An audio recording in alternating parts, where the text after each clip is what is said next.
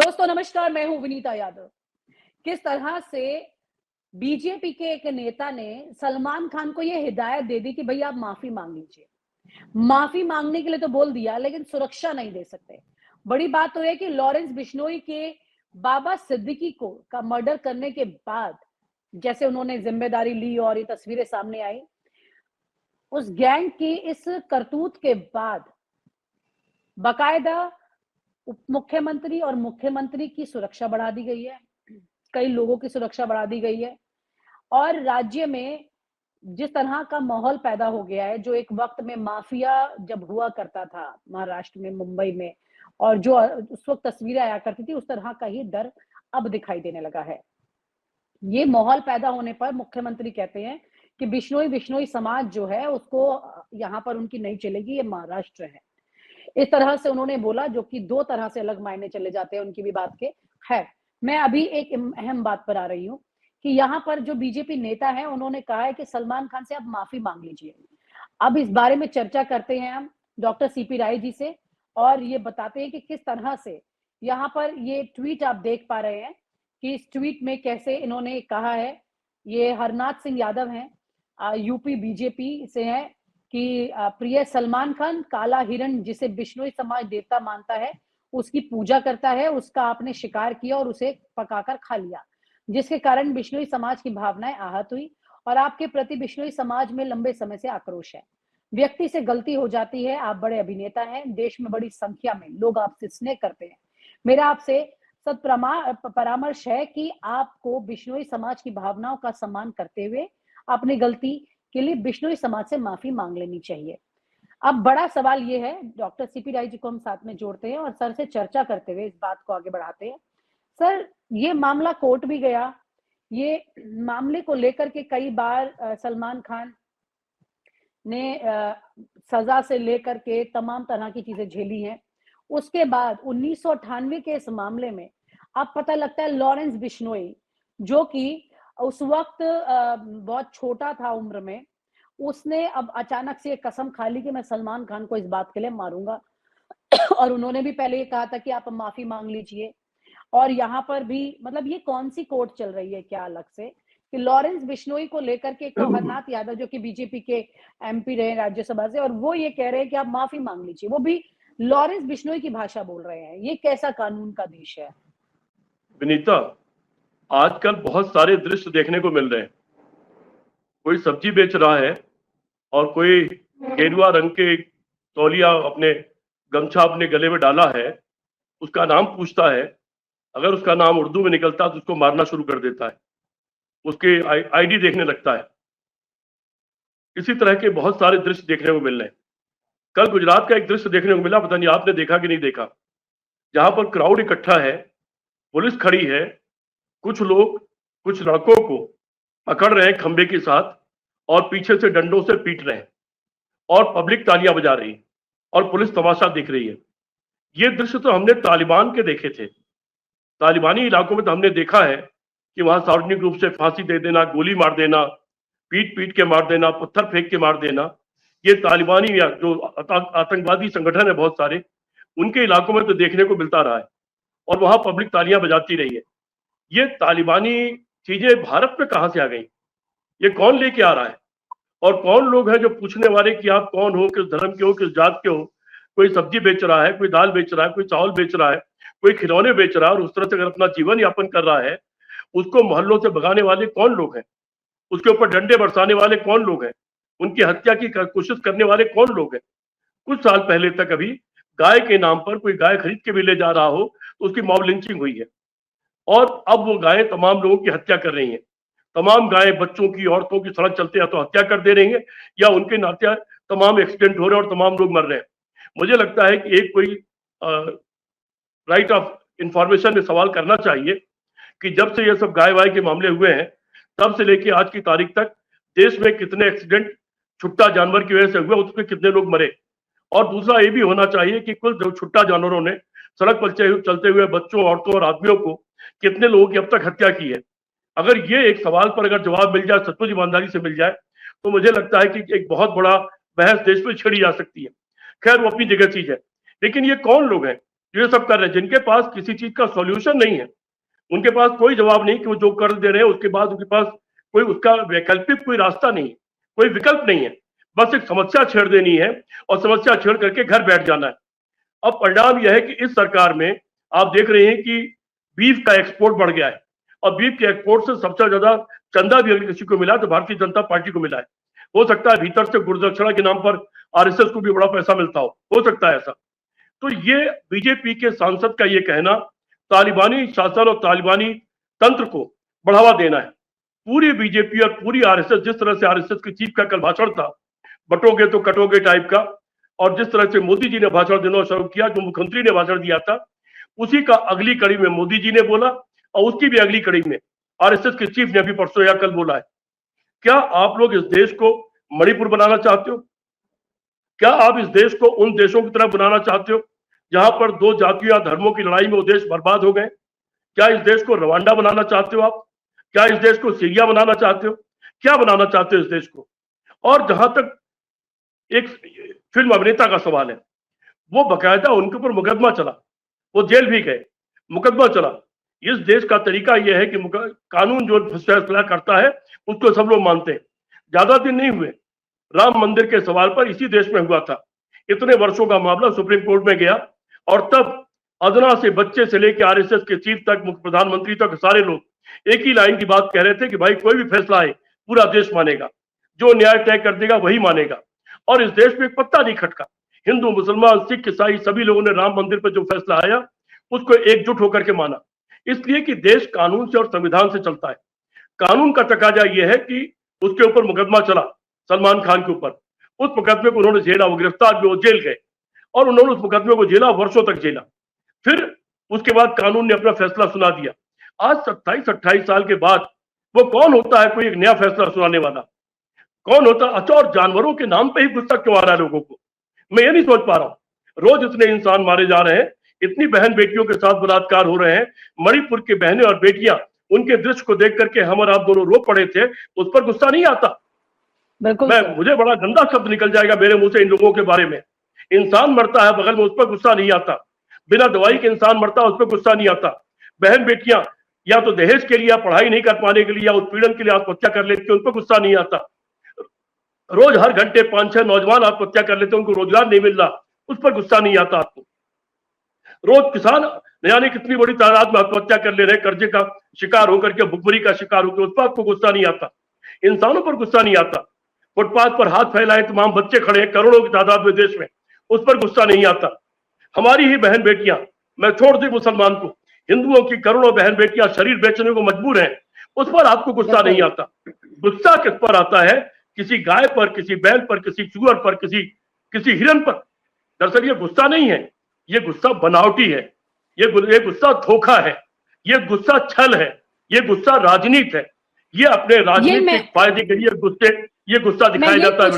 और ये देश को ये समझना पड़ेगा, इस तरह का गुस्सा दिखाने वालों के ऊपर देश को अपना गुस्सा निकालना पड़ेगा। इस देश को ऐसे लोगों के ऊपर गुस्सा दिखाना पड़ेगा जो ये नकली गुस्सा लेकर देश को बर्बाद करने में लगे हुए हैं। जहां तक सलमान का सवाल है, आप उनसे पैसा ले लो, लेकिन उनको जेट प्लस सिक्योरिटी तत्काल दे देनी चाहिए, उसके जो भी चार्जेस हो उनसे ले लेना चाहिए। लेकिन इस देश में जो भी रहता है, अगर उसको जीवन का कोई थ्रेट है तो उसकी सुरक्षा करना देश की सरकार की जिम्मेदारी है और न्याय करना देश की कानून व्यवस्था की जिम्मेदारी है। लेकिन किसी को बचाने के बजाय, उसको सुरक्षा देने के बजाय आप ये कह रहे हो कि गुंडे से माफी मांगे, आप गुंडों का संरक्षण करने लगे। इसका मतलब, मेरा यह आरोप है, इस गुंडे के ऊपर बीजेपी का हाथ है, यह मेरा आरोप है। ऐसा बीजेपी के एमपी ने कहा, इसका मतलब इस गुंडे के ऊपर बीजेपी का हाथ है। क्या आप धर्म देख करके किसी को मरवाओगे? धर्म देख करके उसके खिलाफ गुस्सा उतारोगे? धर्म के नाम पर यह देश विभाजित होगा? अरे 15-16 करोड़ लोगों को आप हिंद महासागर में डुबो नहीं सकते।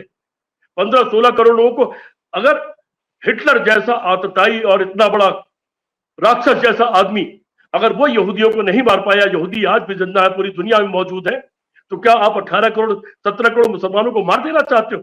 और मार नहीं देना चाहते हो, ये देश में नफरत फैलाना क्यों चाहते हो?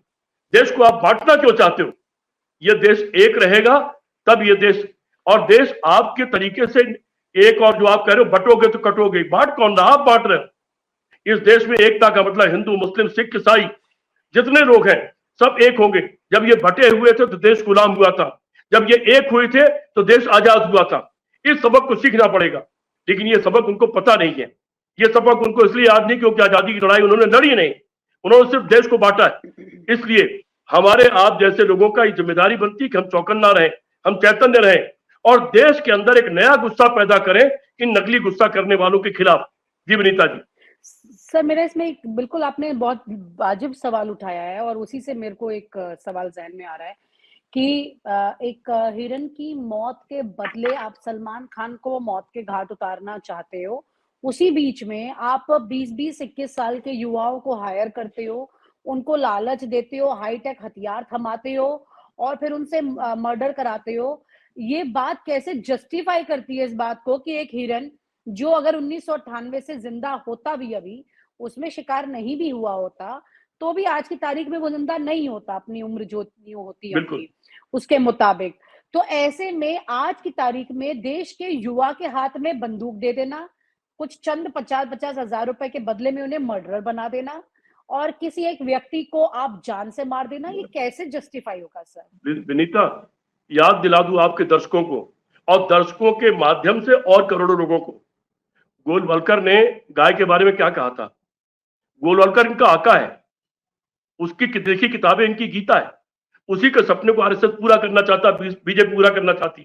हिटलर और मुसोलिनी जैसा शासन होना चाहिए, वो तंत्र यहां लागू होना चाहिए जिसमें दलित और पिछड़े और गरीब लोग इंसान ना माने जाए, वो वाला कानून यहां लागू होना चाहिए।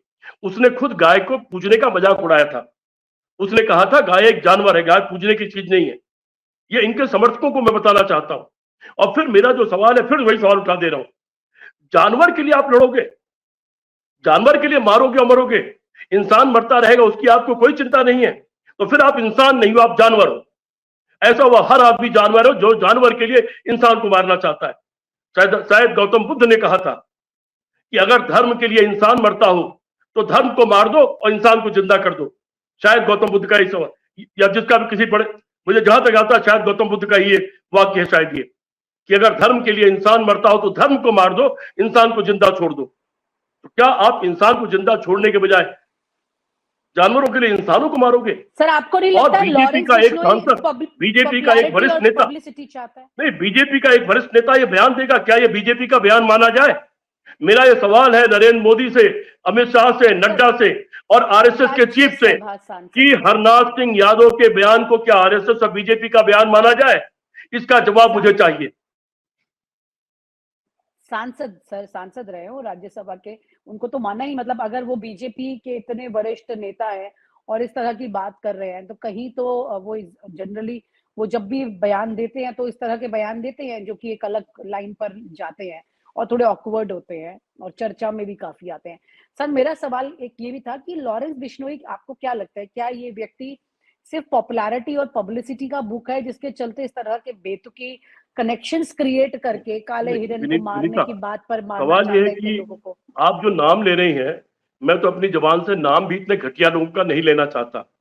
वो कोई धर्म गुरु है, वो कोई समाज का मुखिया है, वो कोई समाज का आदर्श है, वो कोई देश का स्वतंत्रता सेनानी है, वो कोई 100 साल 90 साल पुराना बुजुर्ग आदमी है, हम उसकी बात क्यों सुने?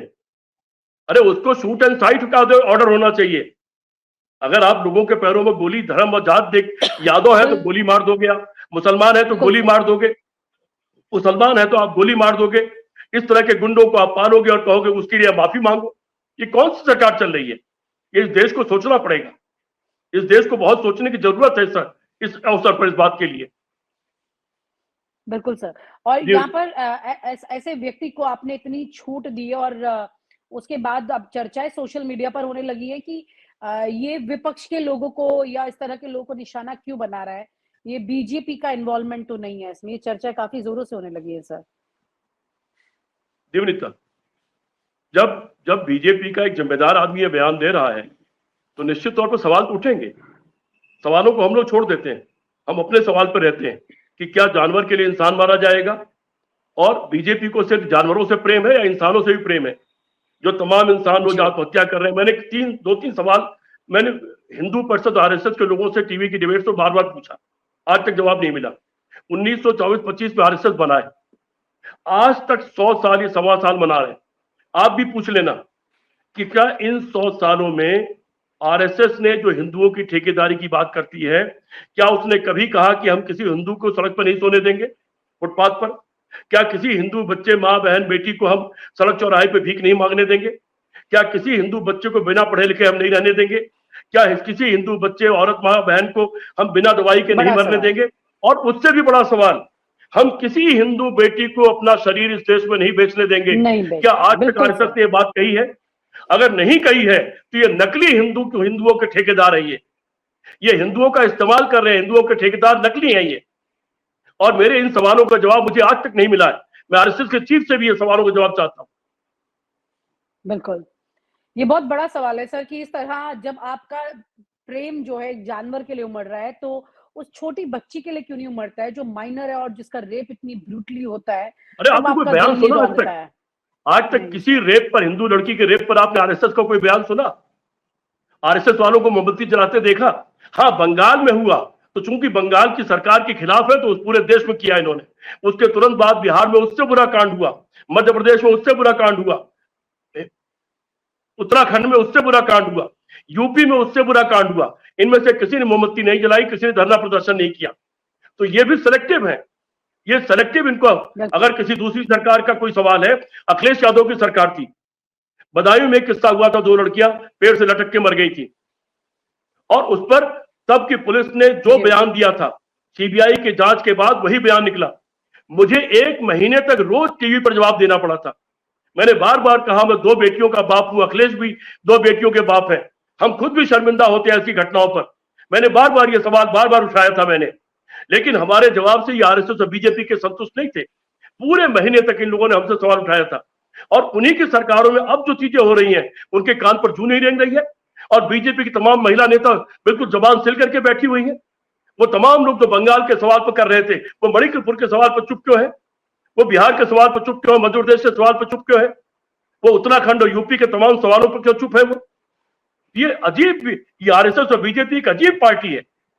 इनके लिए मेरी बहन और तुम्हारी बहन, मेरे प्रदेश की बेटी है तुम्हारे प्रदेश की बेटी, ये कौन सी पार्टी, कौन सी नैतिकता और कौन से सवाल है ये? इन सवालों का जवाब देश की जनता को खोजना पड़ेगा।